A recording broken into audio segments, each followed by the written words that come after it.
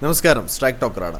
2014 ജനുവരിയിൽ കൊട്ടാരക്കരയിലെ തറവാട് വീട്ടിൽ വെച്ച് 47കാരനായ ഗണേഷ് കുമാർ വളരെ വേണ്ടപ്പെട്ടവർ മാത്രം പങ്കെടുത്ത ചടങ്ങിൽ മാധ്യമ സ്ഥാപനത്തിലെ ഉദ്യോഗസ്ഥയായ ബിന്ദു മേനോനെ വിവാഹം ചെയ്തു.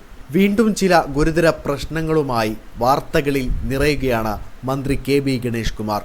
മന്ത്രിയുടെ വാളകത്തെ വീട്ടിൽ അറിയിപ്പില്ലാതെ എത്തിയ ഭാര്യ ബിന്ദു മേനോൻ കണ്ട ചില കാര്യങ്ങൾ പറയാൻ പോലും കഴിയാത്തതെന്ന് അവർ മാധ്യമങ്ങളോട് സംസാരിക്കവേ അറിയിച്ചു.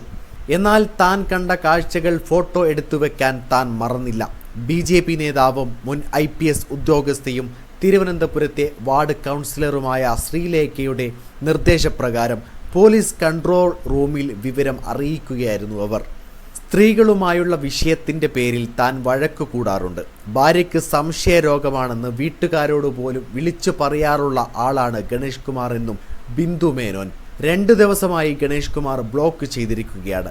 മാപ്പ് പറഞ്ഞെങ്കിൽ താൻ ഒന്നും പറയില്ലായിരുന്നു എന്നും, എന്നാൽ അങ്ങനെ ചെയ്യാതെ വാർത്താ സമ്മേളനം വിളിച്ച് തനിക്കെതിരെ മന്ത്രി സംസാരിക്കുകയും ചെയ്തു. മന്ത്രിയുടെ സ്റ്റാഫ് പോലും അനുരഞ്ജനത്തിന് ശ്രമിച്ചുവെന്നും പോലീസ് വരും മുൻപേ അവിടെ ഉണ്ടായിരുന്ന സ്ത്രീയെ മറ്റൊരിടത്തേക്ക് മാറ്റിയെന്നും ബിന്ദു പറയുന്നു. യുവനേതാക്കളിൽ ശ്രദ്ധേയ പ്രകടനം കാഴ്ചവെച്ച മന്ത്രിയാണ് KB ഗണേഷ് കുമാർ. മലയാള സിനിമയിൽ ഗണേഷ് എന്ന പേരിൽ വർഷങ്ങളോളം അഭിനയിച്ച ശേഷമായിരുന്നു അദ്ദേഹത്തിൻ്റെ രാഷ്ട്രീയ പ്രവേശനം. 2001 മെയ് മാസത്തിൽ പത്തനാപുരത്ത് നിന്ന് തിരഞ്ഞെടുക്കപ്പെട്ട ക്യാബിനറ്റിലേക്ക് എത്തിയ ഗണേഷ് കുമാർ AK ആന്റണിയുടെ മന്ത്രിസഭയിലെ തിളക്കമാർന്ന നേട്ടം കൈവരിച്ച മന്ത്രിയായി. രാഷ്ട്രീയത്തിൽ നവാഗതനായിരുന്നുവെങ്കിലും തളർന്നു കിടന്ന KSRTCയെ വളരെ മികച്ച ഒരു ഭരണ സംവിധാനത്തിൻ്റെ കീഴിൽ കൊണ്ടുവരുന്ന കാര്യത്തിൽ അദ്ദേഹം വിജയിച്ചു. എന്നിരുന്നാലും വ്യക്തിജീവിതത്തിലെ പ്രശ്നങ്ങൾ ഗണേഷ് കുമാറിൻ്റെ കരിയറിനെ ബാധിക്കുന്നത് തുടർന്നു. ഗാർഹിക പീഡനത്തിൻ്റെയും വിവാഹേതര ബന്ധത്തിൻ്റെയും ആരോപണങ്ങൾ നിറഞ്ഞതായിരുന്നു ഡോക്ടർ യാമിനി ആചാര്യയുമായുള്ള ഗണേഷ് കുമാറിൻ്റെ വിവാഹബന്ധം പിരിയാനുള്ള കാരണം. ക്യാബിനറ്റ് പോസ്റ്റ് നഷ്ടമാകുന്നതിലേക്ക് നയിച്ച പ്രശ്നങ്ങളായിരുന്നു ഈ കുടുംബ വിഷയത്തിൽ ഗണേഷ് കുമാർ നേരിട്ടത്. 1994 മെയ് മാസത്തിലാണ് അന്ന് ഗവേഷകയായിരുന്ന യാമിനി തങ്കച്ചിയെ ഗണേഷ് കുമാർ വിവാഹം ചെയ്യുന്നത്. ഈ ബന്ധത്തിൽ 2 ആൺമക്കളുടെ അച്ഛനമ്മമാരാണ് ഇവർ. ഒരിടയ്ക്ക് അകന്നു ജീവിച്ച അവർ ഒരുമിച്ചിരുന്നെങ്കിലും ഒടുവിൽ വിവാഹമോചനത്തിൽ എത്തുകയായിരുന്നു.